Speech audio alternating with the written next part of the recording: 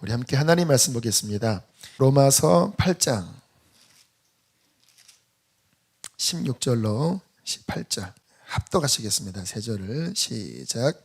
성령이 친히 우리 영과 더불어 우리가 하나님의 자녀인 것을 증언하시나니 자녀이면 또한 상속자 곧 하나님의 상속자요 그리스도와 함께한 상속자니 우리가 그와 함께 영광을 받기 위하여 고난도 함께 받아야 할 것이니라. 생각하건대 현재의 고난은 장차 우리에게 나타날 영광과 비교할 수 없도다. 아멘. 우리가 구원받고 신앙생활을 잘 하시려면요, 우리를 향한 하나님의 마음을 잘 헤아리셔야 합니다. 여러분 한번 생각을 해보세요. 하나님께서 우리를 엄청난 대가를 치르고 구원하셨잖아요. 아들의 십자가의 희생으로 우리를 저 죄와 사망에서 정말 생명을 맞바꾸면서 구원을 하셨습니다. 그러면 그렇게 우리가 구원받고 죄 용서함 받아 이제 천국을 향해 가는 시민이 되었고 하나님의 성령이 우리 안에 들어오셨지요. 그리고 이제 우리는 그 성경 표현에 따르면 우리 것이 아니라 하나님께서 당신의 아들의 피로 사셔서 하나님 것이 되었습니다. 그러니까 우리는 구원받았다고 하면 이게 완전히 바뀐 사람들이에요. 우리의 태생도 이제 하나님께로부터 태어난 자이고 하나님의 영이 거하셔서 죽었던 영이 살아난, 세상 사람들은 영이 다 죽어 있습니다. 우리들은 죽었던 영이 살아났습니다. 이제 우리는 천국을 향하여 가는 사람이 되었거든요. 자, 그런데 과연 구원받은 나를 향하여 하나님은 뭐를 원하실까? 여러분, 이 생각을 잘 하셔야 우리가 신앙생활을 할 때 제대로 주님과 보조를 맞출 수 있습니다. 여러분, 2인 삼각경기 아시죠? 두 명이 발을, 한쪽 발을 둘이 묶고 삼각, 발 3개로 뛰는 거죠. 한 발은 내가 뛰지만 또 한 발은 묶여져서 같이 이렇게 뛰잖아요. 구원받은 우리들은 이제 하나님과 2인 삼각경기 하는 거예요. 주님과 내가 한 발을 묶고 이제 함께 가는 거예요. 자, 그런데 기억하셔야 될 게 뭐냐면 내가 주인입니까? 하나님이 주인입니까? 내가 구원받았다면 하나님을 내 편으로 끌어들여야 됩니까? 내가 하나님께로 가야 합니까? 인생은 내 목적을 위하여 하나님을 사용하는 것입니까? 하나님 목적을 위하여 나를 드리는 것입니까? 그렇죠. 하나님 목적을 위하여 하나님의 영광을 위하여 나를 드리면 하나님은 이 모든 것도 다 더해 주시는 거예요. 근데 중요한 거는 이제 하나님이 내 목적이고 하나님이 내 주인이고. 그러니까 신앙생활을 할 때 이제 우리의 주안점은 하나님의 뜻이 무엇인가? 바보 같은 신앙인들은요, 하나님의 뜻은 전혀 관심 없고 하나님을 지니처럼 만드세요. 지니. 여러분, 지니가 뭔지 아시죠? 진희가 아니라 그 알라딘 램프에 딱 비비면 소원 다 들어주는, 하나님을 그렇게 생각해서 구원받은 다음에 영 헛다리 짚는 신앙생활을 해요. 여러분, 우리가 이제 구원받은 다음에 기억하셔야 될 게 뭐냐면요, 잠언 16장에 이러한 말씀이 있습니다. 사람이 마음으로 자기의 길을 계획할지라도 그의 걸음을 인도하시는 이는 누구라고요? 하나님. 무슨 의미입니까? 이제 구원받은 우리들의 주인은 하나님이라는 거예요. 마음의 경영은 자기에게 있어도 말의 응답은 하나님께 나느니라. 내가 이것저것 생각할 수 있지만 이제 구원받은 우리들의 인생의 최종 결제는 하나님이 도장 찍어야 되는 거예요. 또 이러한 말씀이 있습니다. 사람의 마음에 많은 계획이 있을지라도 오직 여호와의 뜻이 완전히 서리라. 그러니까 우리가 신앙생활을 할 때 이제 구원받은 우리들은 내 뜻이 중요한 게 아니라 이제 하나님의 뜻을 찾아 나가는 자예요. 김하중 장로님과 이렇게 식사하면서 제가 여쭤봤습니다. 장로님, 어떻게 해야 기도가 응답받습니까? 장로님 기도 응답 잘 받으시잖아요. 간단합니다. 응답받을 기도만 합니다. 무슨 얘기를 하셨냐면 내 뜻 다 비웁니다. 내 원하는 것, 내가 바라는 것, 나의 선입관, 이것 때문에 응답 안 된대요. 본인은 내 뜻 다 내려놓고 그저 하나님의 뜻을 구하면서 하나님 뜻대로 구하니까 100% 응답된다라는 거예요. 어떤 분들은 그런 소리 들으면 이게 좀 짜고 치는 거 아니냐 이런 생각이 드는데, 하나님의 뜻이 이루어지는 게 최상입니다. 아까 좀 전에 제가 암송한 말씀, 사람의 마음에 많은 계획이 있어도 여호와의 뜻이 완전히 선다. 이 말은 뭐냐면 나의 그 보잘것없는 내 인간의 계획들은요, 모래성 같다라는 거예요. 너무나 빈약합니다. 내가 세운 계획은 그것을 완수할 힘이 없어요. 왜요? 인간이기 때문에, 무능력하기 때문에. 그런데 하나님 마음 안에 있는 계획은 하나님의 뜻이기도 하고, 하나님 그분이 보장하시고, 하나님 그분이 밀어주기 때문에 하나님의 뜻은 성공합니다. 근데 하나님의 뜻은 그냥 성공하는 게 아니라 나까지 잘 되게 만들어요. 그의 영광과 그의 뜻을 구할 때 내 것은 덩달아 타고 가는 거예요. 이게 차원이 다른 거죠. 이것을 아는 사람들은요, 구원받은 다음에 약삭 바릅니다. 우리 그 장로님처럼 하나님의 뜻을 구하는 거예요.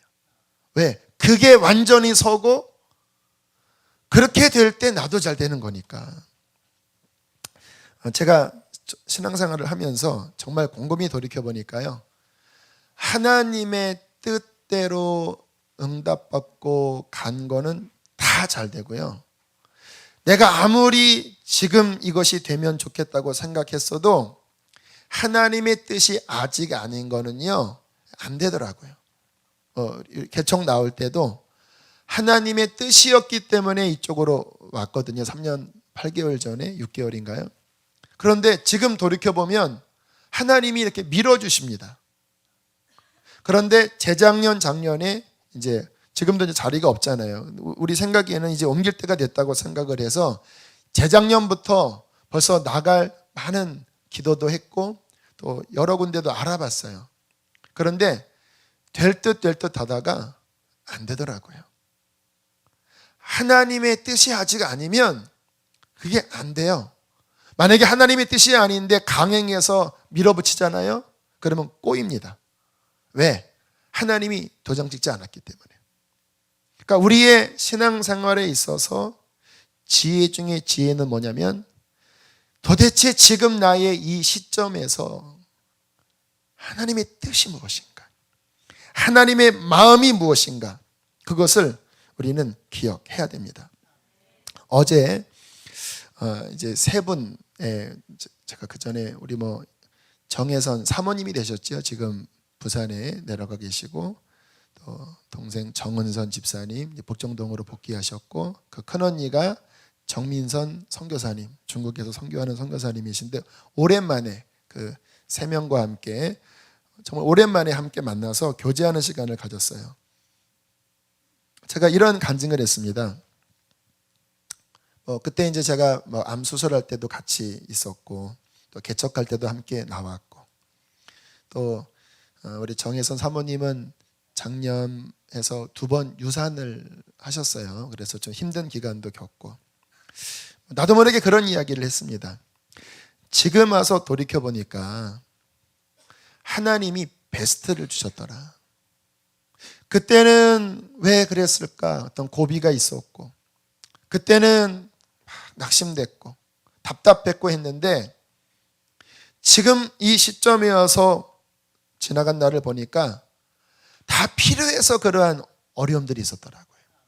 그리고 지금 이 시점에서는 보면 하나님이 내가 생각한 것 이상의, 주님은 가장 좋은 것을 하나님이 허락하십니다. 제가 그런 이야기를 했어요. 앞으로 내가 또 지날 때 왜 어려움이 없겠냐고. 그러나 내가 하나님의 뜻만을 붙잡고 살아간다면 주님께서는 가장 좋은 것으로 이끌 줄 믿는다고. 우리 정혜선 사모님이 유산과 이런 어려움 중에 어떤 제어의 간증이 그 마음에 어떤 위로가 되는 듯하는 생각이 들었습니다.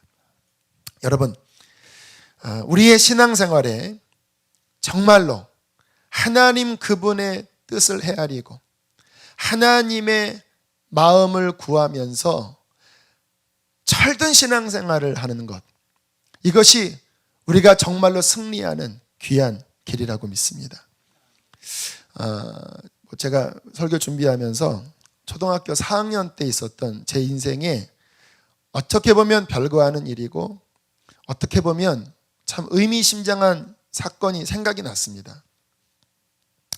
제가 초등학교 4학년 때 좀 가정 환경이 좋지 않았다고 그랬죠. 왠지 학교가 가기 싫은 거예요. 아침에 일어났는데. 그래서 가방을 들고 이렇게 다른 데를 배회했습니다. 그리고 이제 집에 왔죠. 다음날 가봤더니 야, 너 어떻게 알았냐? 어저께 시험 보는 날이었다 그러더라고요. 그 속으로 야, 잘 됐다. 시험도 안 보고. 아무튼 어렸으니까. 근데 이게 이제 습관이 돼서 그 다음 또 한 몇 주 뒤에도 왠지 아침에 학교 가기가 싫어서 가방 들고 만화가게 가서 만화책을 읽고 그리고 저 뚝방 가서 우두커니 앉아있고 시간 되게 안 가더라고요. 학교에서는 갔는데 진짜 안 가. 그래서 점심때쯤 이렇게 왔는데 어머니가 너 왜 이렇게 일찍 왔니? 그래서 오늘 어떻게 일찍 끝났다고. 근데 뻔히 그게 티가 나잖아요. 제가 그날따라 아침에 학교를 안 가려고 여기 미성년자가 있는데 좀 그러네. 근데 결론이 좋으니까 제가 그날 안 가려고 책 가방 들고 다니기 무거워서 책을 빼고 이제 이렇게 빈 가방으로 다녔거든요. 근데 어머니가 한 12시쯤에 제가 들어가니까 너 왜 일찍 왔냐? 그러더니 가방을 딱 열어보니까 책이 없는 거예요, 이게. 그래갖고 저를 불러다가 너 똑바로 이야기해라고. 학교 갔냐 안 갔냐? 저도 막 우겼죠. 막 학교 갔다고 했더니 선생님한테 내가 물어봐. 응? 엄마 죽는 거 보고 싶어? 하면서 진짜 뒤지게 혼났습니다. 4학년 때. 그때의 충격으로 초등학교 4학년 때부터 고3 때까지 지각 결석을 한 번도 안 했습니다. 그런데 그 기간은요, 제가 자취를 했었어요. 남의 집에도 살았고. 그러니까 제가 탈선을 할 수 있었으면 충분히 탈선할 수 있는 그러한 저의 예민한 시기였습니다. 사춘기. 그런데 그때 받았던 충격으로 저는 정말 고3 때까지 지각결석을 한 번도 안 하고 매 해마다 개근상을 받는 그런 사람이 되었어요. 부모가 자식을 바라볼 때 어떤 갖는 마음이 있잖아요. 왜 혼냅니까? 왜 학교 가라고 혼냅니까? 너 오늘 학교 안 갔니? 잘했어. 학교 가면 뭐하니? 이게 아니라 그 아이의 어떠한 미래 때문에 때로는 징계하고 때로는 혼내기도 하고 하잖아요. 그때 어린아이가 만약에 나 학교 가기 싫으니까 안 가지 막 자기 고집 피우면서 부모의 마음을 헤아리지 못하면 그러면 그 아이는 대부분 탈선하든지 자라나서 정상적인 성인이 되지 못하는 거겠죠. 부모가 자녀를 혼내는 이유는 자녀를 향한 그래도 먼저 산 인생의 선배로서 지금 어떻게 사는 것이 바른 길인 줄 아니까 지금이야 공부하기 싫고 학교 가기 싫지만 그래도 지금 이렇게 잡혀져야 이제 커서 그래도 이 사회의 일원으로서 그래도 살아갈 수 있으니까 이렇게 하잖아요. 그때 어린아이가 부모가 혼낼 때 부모의 마음을 헤아리면 저처럼 철이 들잖아요. 개근상 받고. 제가 만약에 그때 그러한 깨달음을 받지 않았다면 제 인생의 환경으로 봐서는 제가 영 이상한 사람이 될 수도 있는 환경이었습니다. 정말로. 여러분, 똑같은 원리로 우리 신앙생활을 할 때 우리는요, 너무나 어리석게 예수님 믿었는데 여전히 육신적으로 마치 제가 학교 가기 싫고 또 제가 우리 청소년들이 막 아이 때 막 스마트폰을 사달라고 하고 막 게임을 한다고 하고 하면서 막 땡깡 피우는 것처럼 하나님이 우리를 향한 그분의 마음을 헤아리지 못하고 그저 내가 원하는 것 가지고 하나님 앞에 떼를 쓰면서 실갱이를 벌이는 그러한 어리석은 자녀와 같은 모습을 갖기 쉽다라는 거예요. 우리가 정말 신앙의 성장을 하려면 나를 향한 내 뜻이 아닌 하나님 그분의 뜻이 무엇인지를 헤아릴 때 우리는 지금 내 삶에 역사하시는 하나님의 모든 섭리를 비로소 깨닫게 될 것입니다. 여러분, 하나님께서 우리의 인생에 고난을 주십니다. 여러분, 예수님 믿고 만사형통 안 되는 거 아시죠? 예수님 믿으면 내가 원하는 거 다 들어주는 거 아닌 거 아시죠? 여러분, 예수님 믿으면 오히려 고난이 많습니다. 그게 성경의 증언이에요. 하나님 나라 들어가려면 우리가 많은 고난을 받아야 될 것이라 그렇게 말씀을 하세요. 내가 예수님 믿고 나에게 왜 이러한 일이 닥칠까? 왜 주님이 나에게 이러한 징계를 하실까? 주님의 마음을 헤아리면 해석이 됩니다. 마치 어머니가 저한테 막 혼낼 때 나를 사랑하셔서 내가 탈선할까 봐 지금 잡아주시는구나. 부모의 마음을 헤아리니까 제가 그 다음부터 정신을 차린 거잖아요. 우리의 인생에 원치 않는 어떠한 답답한 일이 계속 진행될 때 하나님의 뜻을 모르면 시험 듭니다. 왜 나는 기도해도 왜 나는 이렇게 어렵지? 왜 주님 기도하면 응답 다 해주신다고 해놓고 왜 나는 기도했는데 왜 응답이 안 되지? 왜 나한테는 이렇게 나를 힘들게 하는 이런 사람들이 남아있지? 이게 여러분들이 갖고 있는 어려움들이잖아요. 하나님의 마음을 모르면 환경이 해석이 안 됩니다. 그러니까 신앙생활을 하다가 자꾸 어려움에 부딪혀서 신앙을 포기하는 분들도 많아요. 우리 김우현 감독님 아시죠? 김우현 PD. 지금은 돌아왔지만 예수님 만나고 그렇게 뜨거웠는데 어느 날 자신의 누나가 막 정신이 이상이 되고 막 가정이 막 어려워지면서 이런 하나님 어딨냐고 하면서 긴 시간 하나님을 떠났다라는 거예요. 그런 분들이 얼마나 많습니까? 왜 하나님 믿었는데 왜 잘 안 되냐? 이게 많은 분들이 갖는 하나님께 대한 원성이잖아요. 왜 이런 원성을 하나님 앞에 가질까요? 나를 향하신 하늘 아버지의 뜻을 헤아리지 않고 내 중심적으로 생각하기 때문에 그런 생각을 갖는 것입니다. 여러분, 우리는 가만히 생각해 보셔야 돼요.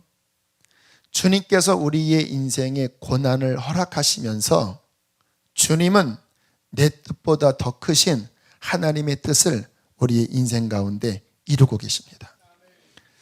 저도 돌이켜보니까요, 주님을 물론 이제 청소년 시절부터 주님 만났지만 본격적인 주님과 2인 삼각경기 할 때가 20살 때였습니다. 89년도 그때 1월 달부터 정말 내 인생의 중심이 딱 이렇게 하나님 중심, 성령 충만함이 임했는데요. 그 성령 충만함 받은 그 20대 첫 해에 무슨 일이 있었는지 아세요? 제가 사랑했던 저희 동기들, 제가 섬겼던 교회의 여러 사람들한테 배격을 당했습니다. 지금 생각해보면 그럴 수 있었어요. 저희 실수도 있었어요. 학생들이 갑자기 모여서 막 기도원 다니고 막 기도하면서 막 지하실에 모여서 막 기도회를 하고 막 거기에 저라는 이제 갓 신학교 합격한, 전기 떨어지고 후기 합격한 전도사도 아니 신학생도 아니죠. 막 기도회 인도한다고 하고 막 주님 곧 오신다고 하고 그러니까 어른들이 막 걱정하지요. 또 더군다나 그 교회가 좀 전통적인 교회였는데 전통적인 교회에 막 그 어린 것들이 막 성령 운동한다고 하니까 동기들이나 뭐 심지어는 위에서 근심스러운 눈으로 볼 수밖에 없죠. 저라도 그랬을 것 같아요. 근데 저는 그때 개념이 없잖아요. 그냥 은혜 받으니까 그냥 흘러갔는데 배격을 받았습니다. 동기들한테, 위에 분들한테 의욕의 눈길을 받았어요. 저 이상한 애 아니야? 지금 저거 위험한 거 아니야? 지금 생각해보면 충분히 이해가 가는데 그때는 너무너무 힘들었어요.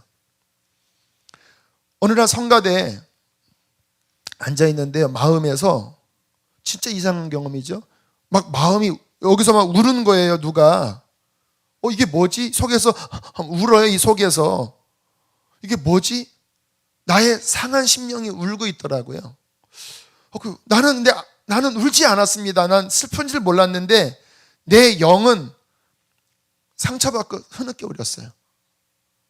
그런 시간을 가지면서 어떤 어려움을 겪고 그리고 그 해에 또 이렇게 훈련 받으면서 이제 관계가 회복이 되고 그리고 이제 그 다음 또 다음 단계로 나갔어요. 쭉 시간이 지나서 첫 목회가 시작됐을 때 제가 가끔 이야기하죠. 첫 목회인데 참 저는 너무나 기대했거든요. 그 전에 뭐 교육전도사 아주 참 승리했습니다. 너무나 순수하고 뜨거운 마음으로 사랑 많이 받았어요. 그런데 이제 드디어 결혼하고 99년도에 결혼하고 이제 드디어 첫 꿈에 그리던 시골 목회. 그래 얼마나 감사하냐. 그랬는데 첫 목회에 벽에 부딪히면서 한 2년간을 또 깊은 좌절과 낭만 가운데 지냈어요. 왜 하나님께서 왜 그러한 실패를 주시지? 왜 나랑 맞지 않는 사람들을 처음부터 만나게 해주셨지? 그분들은 막 뜨거운 기도를 싫어하시거든요. 뭐 저희 교회도 그런 게 좀 부담스러운 분도 있을 것 같아요. 저는 뜨거운 기도를 해야 된다고 믿는 사람이에요. 근데 처음 만난 그 목회 대상 그분들은 뜨거운 기도하는 거는 별로 안 좋아하셨어요. 그러니까 30살짜리 갓 새내기 전도사가 이제 막 꿈에 부풀어서 막 하는데 안 맞으니까 이게 좌절. 나는 이 목회가 안 맞나? 나는 이 길이 아니었나? 나는 그럼 무슨 일을 해야 되나? 빵가게를 해야 되나? 운전기사를 해야 되나? 보통 목회자가 목회 안 하면 보통 운전기사 아니면 복덕방 한다고 그러더라고요.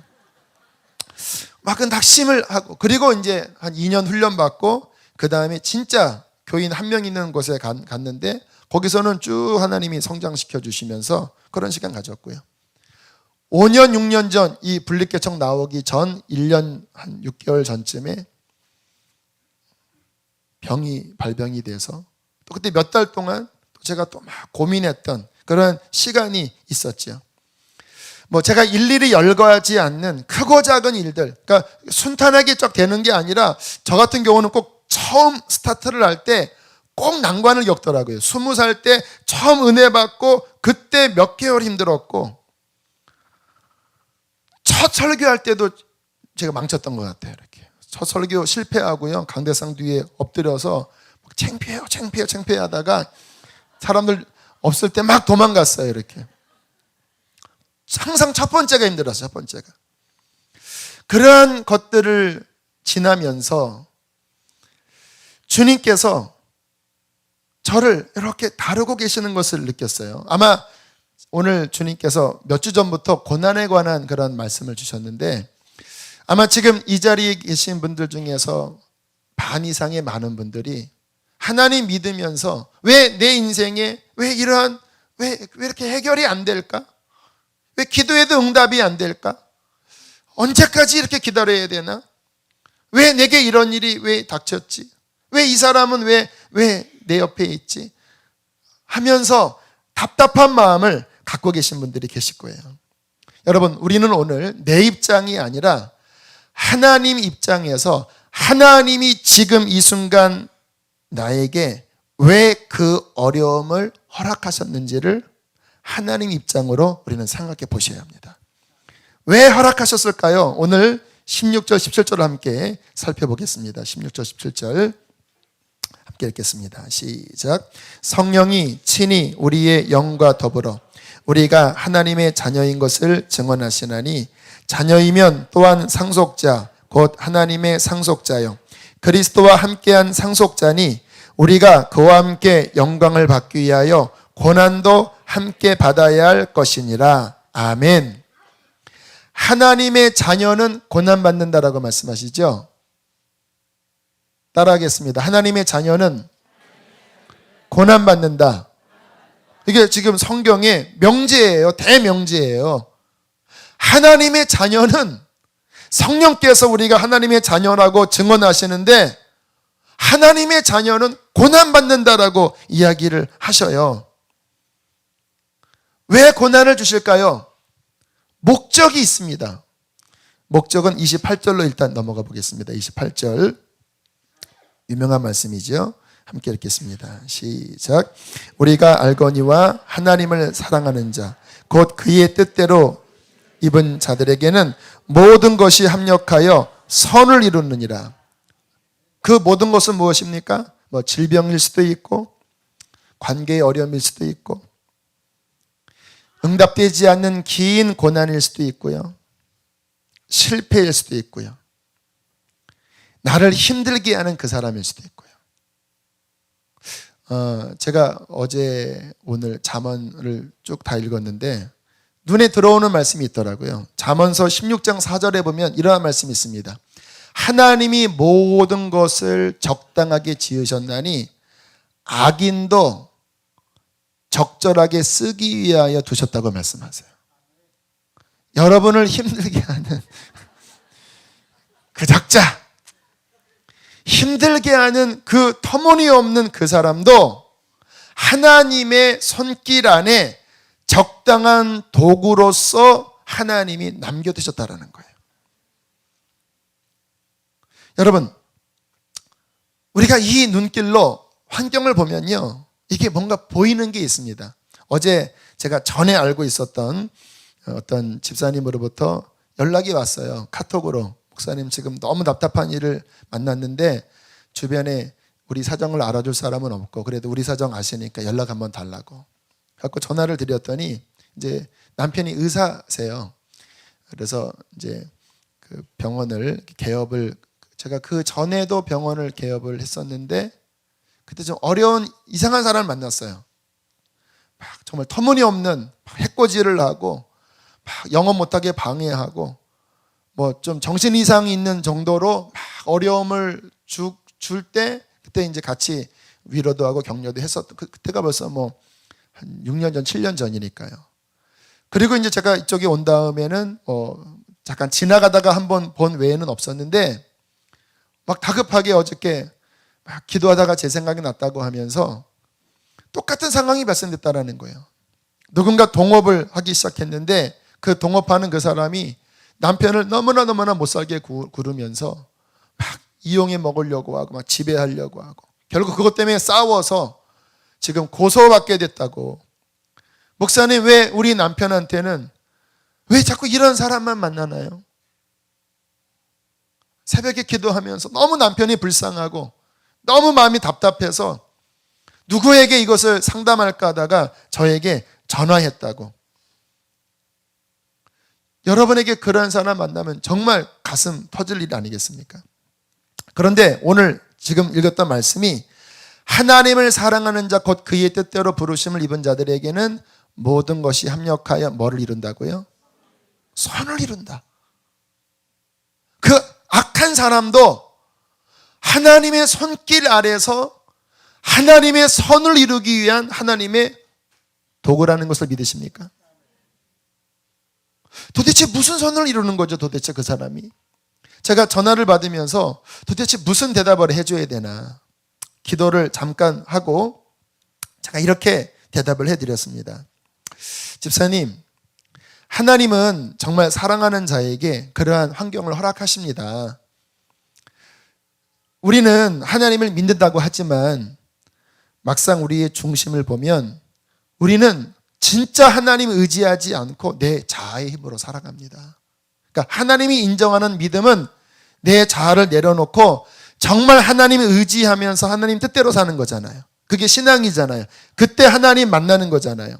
그런데 우리는 뭐 교회에서 적당하게 봉사를 할 수 있지만 그 내면에 들어가 보면 딱딱한 나의 자아가 있잖아요. 내 힘으로 살아가는 그 내가 중심된 모습을 가지고는 우리가 하나님 앞에 설 수 없어서 하나님은 이러한 환경을 통해서 우리의 그 욕심, 우리의 그 딱딱한 자아, 내 힘으로 살아가려고 하는 것을 깨트리십니다. 악인도 하나님이 적절하게 사용하시는 거예요. 비록 집사님 힘드시지만 하나님이 남편을 사랑하는 하나님의 손길이십니다. 이거를 통해서 더 하나님 의지하면 하나님께서 합력해서 선을 이루실 거예요. 그랬더니 눈물을 흘리시면서 그렇게 이야기하더라고요. 그렇지 않아도 작년부터 남편이 그 어려움 가운데 정말 하나님을 의지하기 시작했다고 이야기를 하더라고요. 여러분, 그렇죠. 하나님께서는 우리의 모든 어려운 환경을 통해서 선을 이루십니다. 그 선은 무엇일까요? 29절을 보겠습니다. 로마서 8장 29절. 함께 29절을 읽습니다. 시작. 하나님이 미리 아신 자들로 또한 그 아들의 형상을 본받게 하기 위하여 미리 정하셨으니 이는 그로 많은 형제 중에서 맏아들이 되게 하려 하심이니라. 무엇이 선이냐면요, 그 아들의 형상을 본받는 겁니다. 정말 내면에서 하나님을 진짜 의지하는 예수 닮은 주님과 동행하는 진짜 신앙이 만드는 것이 하나님의 선이고 하나님의 뜻이에요. 그러니까 우리의 삶에 닥치는 그 모든 인내와 그 인고와 아픔은 첫 번째는 뭐냐면요, 내 자아를 부수는 거예요. 너 네 그 완고한 그 딱딱한 너 그 모습 가지고는 나를 의지하지 않고 네가 네 그 자존심으로 살아왔는데 그 모습으로는 아무리 교회 다니고 아무리 나의 일을 한다고 해도 내가 원하는 건 그게 아니야.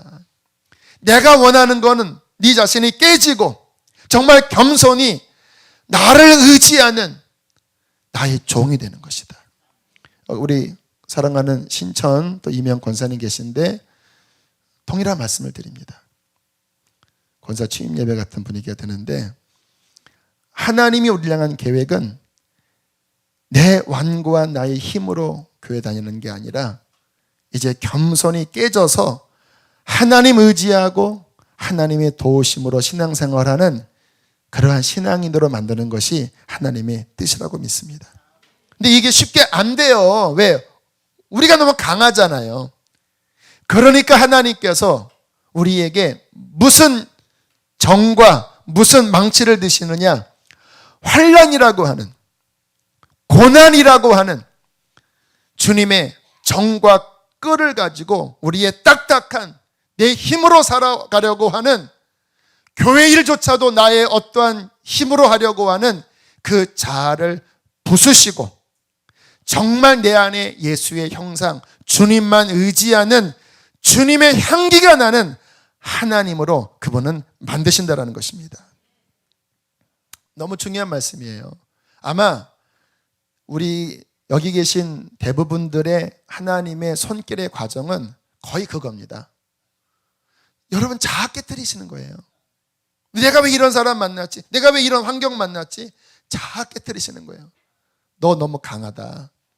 따라합시다. 너 너무 강해. 네 힘으로 하면 안 돼. 이 사건을 통해서 너 자아 깨트려. 할렐루야. 거의 이걸로 해석하면 거의 맞아요. 거의. 특히 자아가 강한 분들.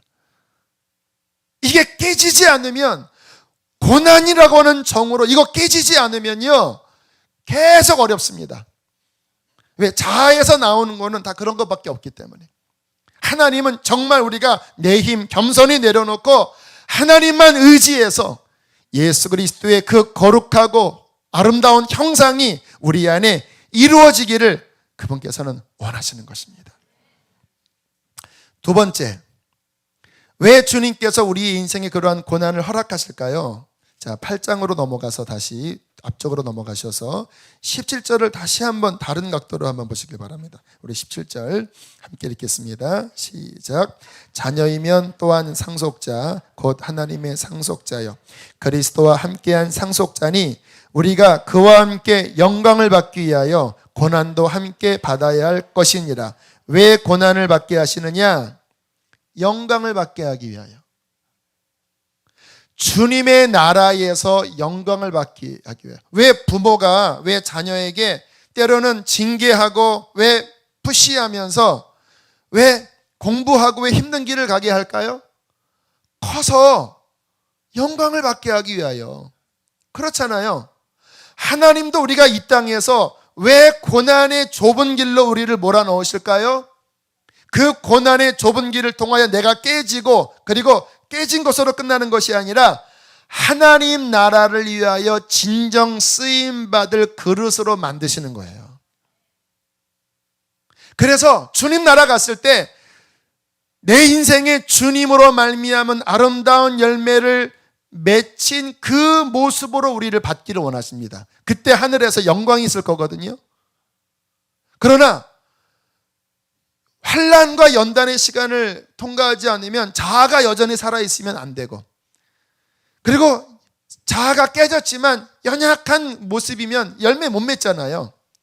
그러니까 하나님께서 자아를 깨뜨리시면서 그가 하나님의 나라를 위한 열매를 맺도록 긴 시간, 가만히 보면 어떤 경우에는 주님이 막 밀어붙이는 경우가 있지만 또 대부분의 경우는 하나님이 뭐 지금 갓 태어난 아기한테 부모가 막 앉혀놓고 너 왜 공부 안 해?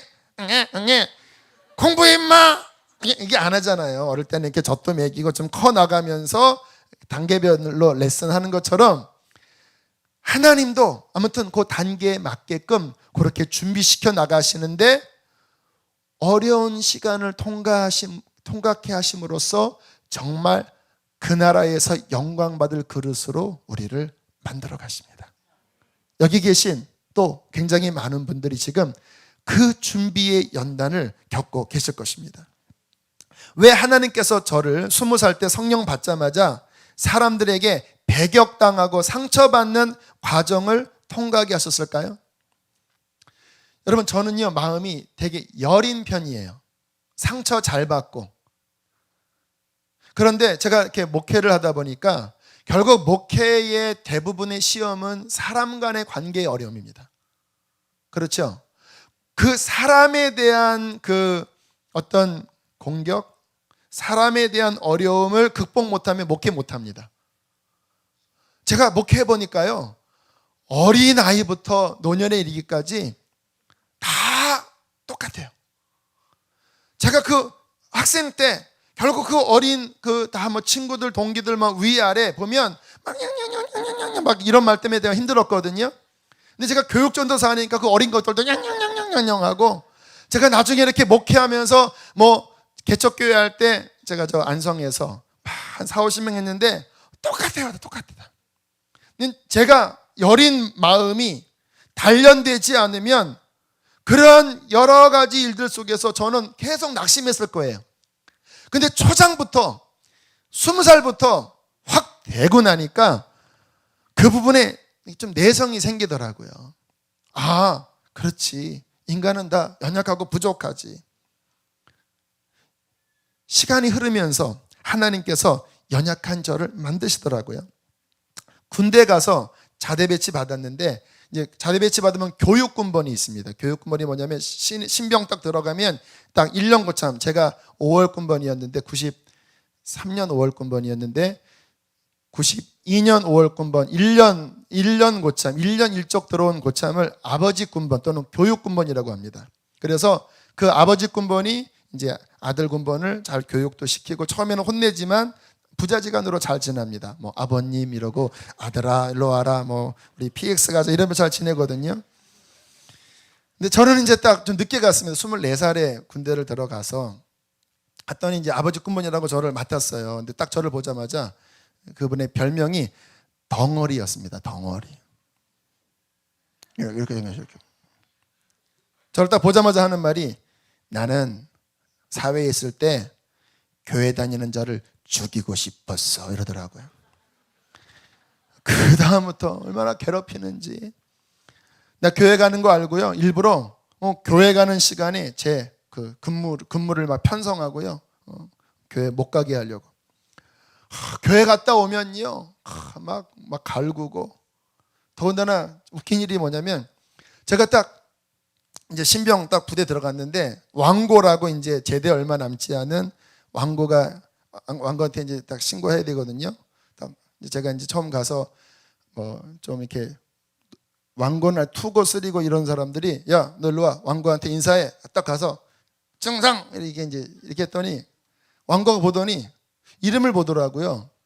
그랬더니 너 일로 와봐. 그래서 혼자 들어가더니, 너 강대영이냐? 네. 나 김태석이야. 누군지 모르겠습니다. 우리 6학년 동창이잖아. 6학년 동창을 만난 거예요. 제대 얼마 안 남았는데. 근데 문제는 뭐냐면, 저를 교육시켰던 교육군번이 이 김태석을 김일성이라고 생각하는 거예요. 하도 핍박해갖고. 만약에 이제 이 김태석이 제대하면, 이 사실을 알면 저는 죽은 거예요, 이제. 이렇게 좀 꼬였습니다. 아무튼 너무너무 힘들었는데, 제가 그때 막 한탄했습니다. 지지리도 복도 없지. 아버지 군번을 만났는데 나는 사랑도 못 받고 이렇게 맨날 갈굼을 당하니. 그런데 그때 막 답답하게 기도하는데 주님께서 그 사람을 사랑해라. 어떻게 사랑합니까? 사랑해라. 사랑으로 뭔가 표현해라. 그래서 제가 가서 아버님 저 왔습니다 해놓고 막 그 모자에 막 뭐도 막 꼬매주고, 그리고 바깥에 나가 들어오면서 슈퍼타이도 막 해서 카드에다가 아버님 힘드시지요, 이 슈퍼타이 가지고 열심히 빨리 잘하세요 막 하고 막 드렸더니 이 아버님이 녹아지더라고요. 막 눈이 막 풀어지면서, 아들아 내가 미안하다 이러면서 저랑 극적으로 화해를 하고, 그 다음 주에 벌써 근무 시간 바꿔줘, 교회 가는 시간 막 지운 다음에 다른 애 넣고 저를 막 빼주고, 또 제가 막 힘들 때 또 막 도와달라고 하니까 도와주고 하면서, 아무튼 그렇게 하나님이, 그리고 그 군 생활에 하나님이 많은 열매를 맺게 해주셨다고 제가 이야기를 했지요. 그런데 그때도 보면요, 하나님이 쉬운 길로 가게 하죠. 제일 쉬운 길은 군전병 가는 겁니다. 24살에 신학대학 4학년 1학기까지 마치고 군대 간 사람 많지 않아요. 나이도 제가 많았습니다. 그런데 하나님이 끝까지 군종병 안 시키셨어요. 일반 사병으로 일 다 하면서. 그런데 주님께서 쉬운 군종병이 아니고 처음부터 막 꼬이게 하시는데, 결국 승리하니까 하나님을 위하여 아름다운 열매를 맺게 해주시더라고요. 지나고 나면 왜 그때 그러한 일이 있었나? 그때는 몰랐는데요, 시간이 지나면 다 해석이 돼요. 하나님의 선을 이루었습니다. 주님의 형상을 이루었고요, 하나님의 그 일을 감당하기 위하여 더 단단하게 만들어 주셨어요. 왜 그때 그러한 사람 만났나? 왜 그때 응답이 안 됐나? 저는 막 그 목회하고 싶은 열정이 많아서 그 복정동 선한목적교회 가고 얼마 지나지 않아서 막 마음에 막 단도목회 나가고 싶었습니다. 근데 신기한 게요, 매해마다 여름이면요 이 입질이 들어오는 거예요. 박보현 목사님이 전화해서 지금 저 캐나다 어디에 목회 자리가 지금 났는데 기도해 보세요 막 이러시더라고요. 그래서 주님의 뜻입니까? 하면요, 진짜 그날 하루요 방송 들으니까 캐나다 나오고, 또 뭐 딱 걸어가는데 차 뒤에 캐나다 그 표시 그 뭐가 붙어 있고요. 그날 한 5번 캐나다 봤습니다. 응답이구나. 와, 캐나다 가는 거구나. 그런데 결국은 캐나다에서 저를 안 불렀습니다. 그리고 제가 목회 나오기 1년 전에 서울에 있는 뭐 한 600명 모인다고 하는 교회에 거의 제가 됐어요. 그래서 이제 그 청빙 위원장 장로님이, 목사님 이제 됐습니다. 이제 마지막 최종 이거 하면 됩니다 하고, 이제 제가 너무 막 기쁨에 들떠 있었죠. 그런데 1주 앞두고 전화 오셨는데 안 됐습니다. 95% 됐다가 안 됐어요. 나중에 이렇게 알아보니까 어떤 높은 분이 중간에 이렇게 전화해서 다른 분들은 털었대요. 그때 막 엄청 낙심했거든요. 그런 일들이 많았어. 왜 아직. 그리고는 그 다음 해에 암 수술하고 그러니까 그해 10월에 미끄러지고 그해 12월에 암 수술하고 그 이듬해 1월 그 이듬해 훈련 받고 그 이듬해 나온 거거든요. 그러니까 근데 지나고 나면요. 왜 그때는 왜 지금 하나님이 안 하셨냐 하는데 지나고 나니까 그때 됐으면 아직 제가 준비가 안 될 때였던 거예요. 그리고 2011년 8월 달 지금 생각해 보니까 이르지도 않고 늦지도 않게 하나님이 최적의 시간으로 하나님이 응답해 주셨더라고요. 그런 훈련 기간을 통해서 제가 가만히 저 자신을 보니까요. 제가 여린 사람이었다고 했잖아요. 제가 20대 때 기도만 하면요. 그 주님이 제 속에서 기도를 시키실 때 강하고 담대하라가 그렇게 레마의 기도였습니다. 기도하면 강하고 담대하라. 어떻게 강해? 난 마음이 약한데. 근데 맨날 기도하면 강하고 담대하라 아니 어떻게 강하고 담대해요? 근데 요즘은 그런 기도가 안 나와요. 그렇게 한 20년 지나면서 제 마음이 그나마 이렇게 단단해졌어요. 저는 옛날에 마음이 슬펐습니다. 왜? 어릴 때 하도 이렇게 상처가 많아서 슬펐거든요. 그런데 많은 과정을 통해서 지금은 마음이 깊어지게 되었습니다. 예전에는 제가 모태신앙이 아니기 때문에 별로 저는 모태신앙 어린 아이들 보면요. 진짜 우리 아이들은 모태신앙이잖아요. 어릴 때부터 막 부모에게 핍박받으면서 성경 막 읽히고 지금 초등학교 이제 졸업했는데 막 성경 6, 7번씩 읽으니까 지금까지 1년에 막 한두 번 읽고 얼마나 대단합니까? 저는 어릴 때 무슨 성경입니까? 맨날 세상 노래 부르고 뭐 제3 한강교 밑에 하면서 초등학교 때 막 그냥 온갖 가요에 온갖 그냥 세상의 그런 것들에 그냥 찌들어진 나의 과거는 그런 거거든요. 그러니까 제가 하나님 만난 다음에 주님의 일을 할 때 뿌리가 약한 거예요. 뿌리가. 그런데 주님께서 20살 본격적으로 저를 가동시키시면서 저를 많은 연단을 시키시고 부족하지만 그래도 지금 이렇게 한 교회를 섬길 수 있을 정도의 어떤 힘과 지혜와 어떤 것들을 갖추신 것은 그냥 된 게 아니라 하나님이 많은 어려움들을 통과하게 하시면서 그나마 여기까지 이르게 해주셨습니다. 앞으로 가기까지 저는 아직 부족함이 너무 많아요. 제 내면은요 겉으로 하나님이 가리셔서 그렇지 너무나 아직 물러 터졌고 제 속에는 아직 세상에 대한 미련도 남아있고 너무 부족해요. 그러나 제가 믿는 것이 있습니다. 하나님은 저를 사랑하시기 때문에 제 인생을 다루셔서 때로는 고난도 주시고 때로는 어떠한 시련도 주셔서 결국 제 인생을 더 그분의 아름다운 형상을 담게 만들어 주실 것입니다. 저는 그것이 축복이라고 믿어요. 또 주님의 나라를 위해서 저는 지금 아직 그렇게 막 쓰임받을 시즌은 아닌 것 같아요.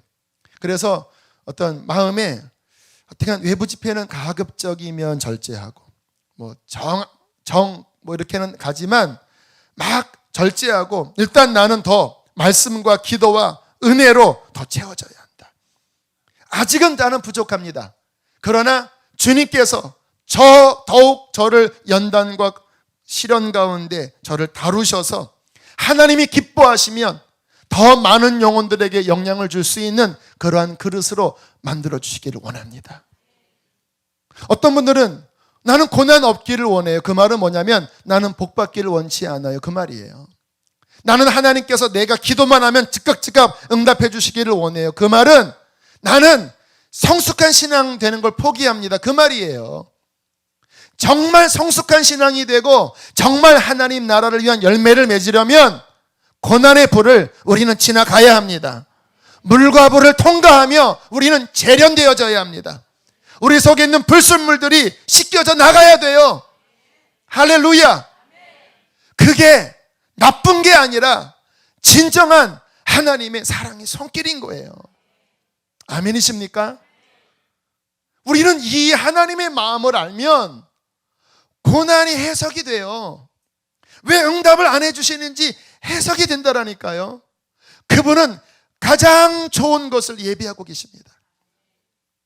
이 땅에서는 내 원하는 게 안 들어줄지 몰라도 주님의 뜻대로만 걸어가면 그와 함께 영광을 받는 진정한 하늘나라의 스타로 하나님은 우리를 만들어가기를 원하신다는 거예요.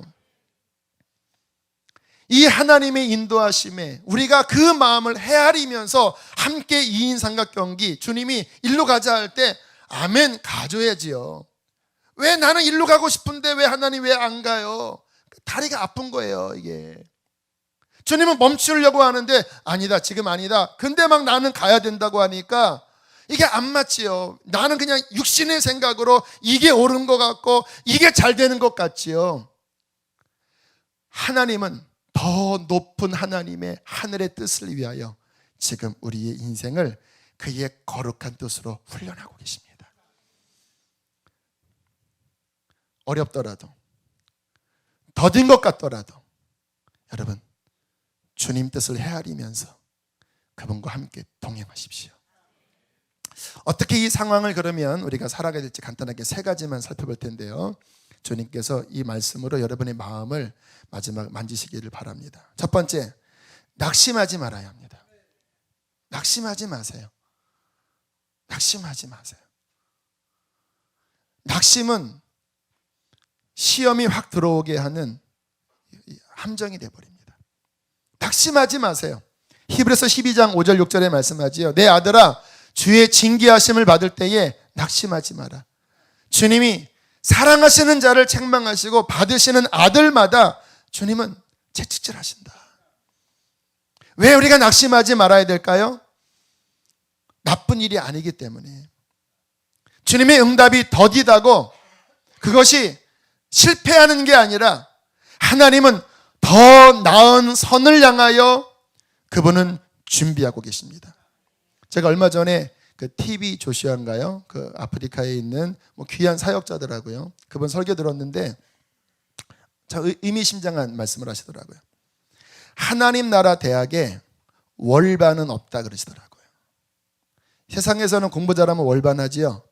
하나님 나라 대학에서는 월반이 없대요. 그 과정을 통과해야 되면 그 과정 끝까지 다 통과해야 돼요.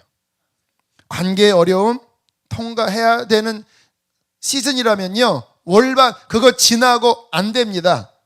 통과하셔야 돼요. 인내의 기간, 주님이 그것을 허락한 시간이라면 통과하셔야 합니다. 왜? 통과해야 그것이 내 안에 새겨지기 때문에.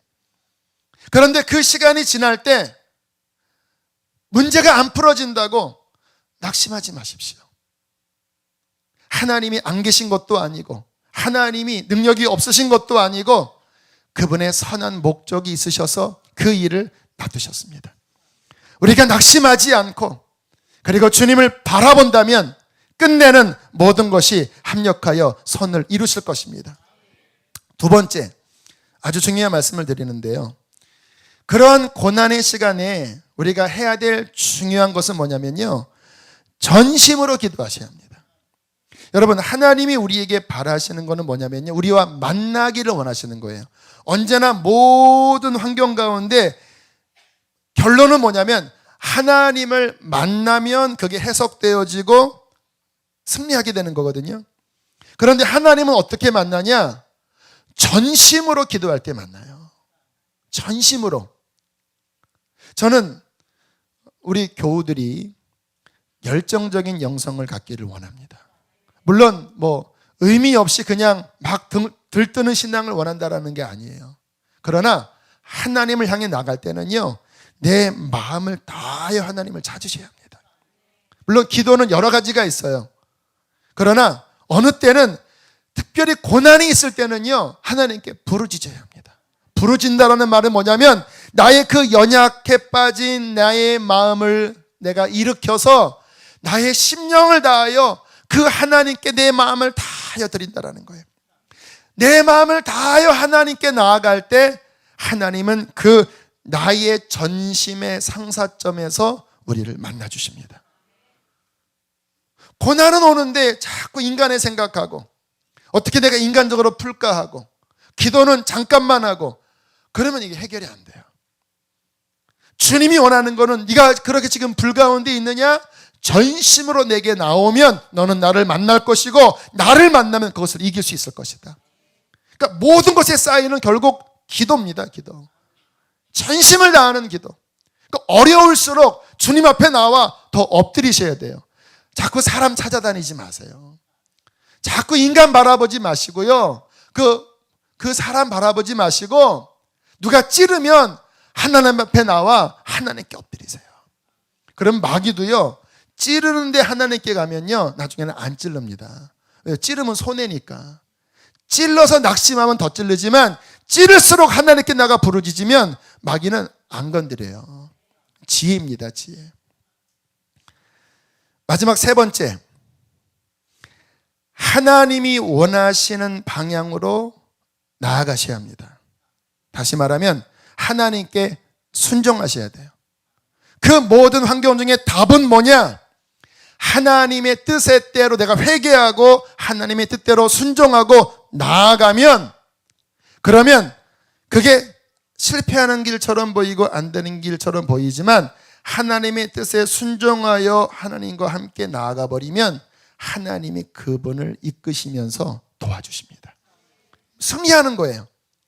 그러니까 우리 인생의 답은 결국은 회개하고 하나님을 내 편에 끌어오는 게 아니라, 하나님, 맞아요, 이게 주의 뜻입니까? 우리 김영희 선교사님, 주의 부름을 받을 때 너무 싫었대요. 왜?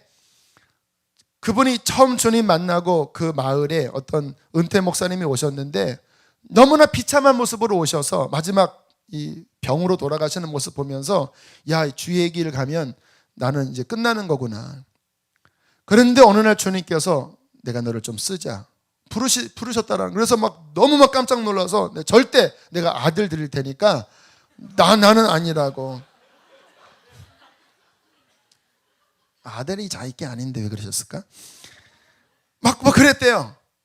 그러다가 결국은 흘러가서 맨 마지막에 하나님, 주님이 이제 가라고 하면 어디라도 가겠습니다 하면서 지금 순회선교단이 결국 세워진 거잖아요.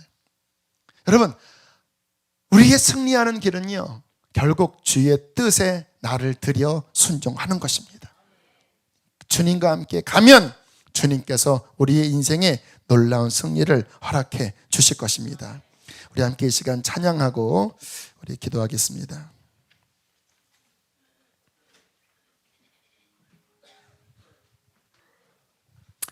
우리 주가 보이신 생명의 길로 우리 찬양하겠습니다. 주가 보이신 생명, PPT 바꿔주시고요.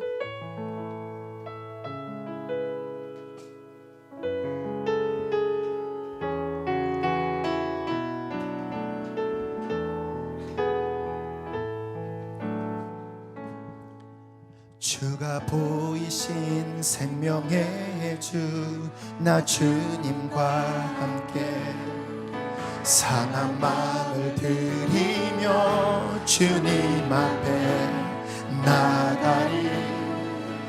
나의 의로움이 되신 주, 그 이름 예수.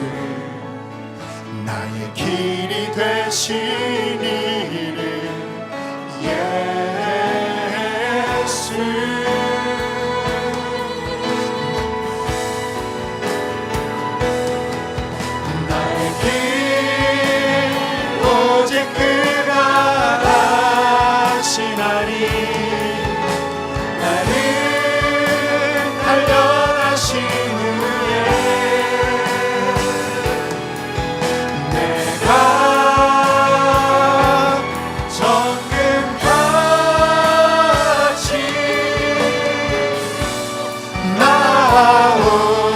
우리 다시 한번 주가 보이신 생명의 길, 주가 보이신 생명의 길, 나 주님과 함께 상한 마음을 드리며 주님 앞에 나가리.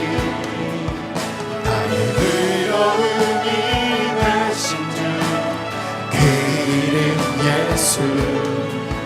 나의 길이 되신 이름 예수. 우리 인생길을 하나님 앞에 다 드립시다. 나의 길 오직 그가 아시나니, 나의 길 오직 그가 아시나니, 나를 단련하신 후에 내가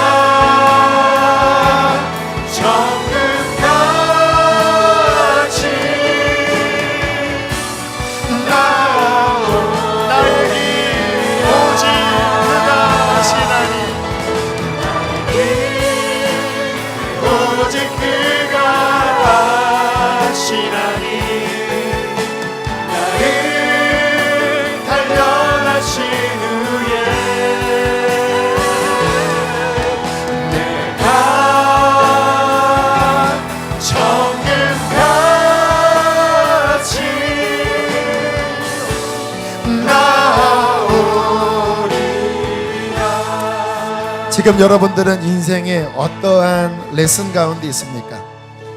하나님이 여러분의 인생을 다루시는 어떠한 시점이 있으시나요? 관계의 어려움이십니까? 어떤 것이 자꾸 기다리고 막힌 가운데 있습니까? 재정의 연단 가운데 있으시나요? 여러분, 주님의 뜻을 붙잡으시길 바랍니다. 하나님은 여러분을 다루길 원하십니다. 그리스도의 형상을 만들길 원하십니다. 그의 나라를 위한 열매 맺는 진짜 하나님의 백성 만들기를 원하십니다. 여러분, 주님 앞에 낙심하지 말고, 시험에 빠져있지 말고 주의 뜻을 담대하게 붙잡으십시오. 따라합시다. 하나님, 뜻이 하늘에서 이룬 것처럼 나에게 이루어지게 하여 주십시오. 나를 만들어 주십시오. 나를 변화시켜 주십시오. 주님만을 따라가겠나이다. 우리 이 시간 큰 소리로 주님 3번 부르시고 기도하시겠습니다. 주여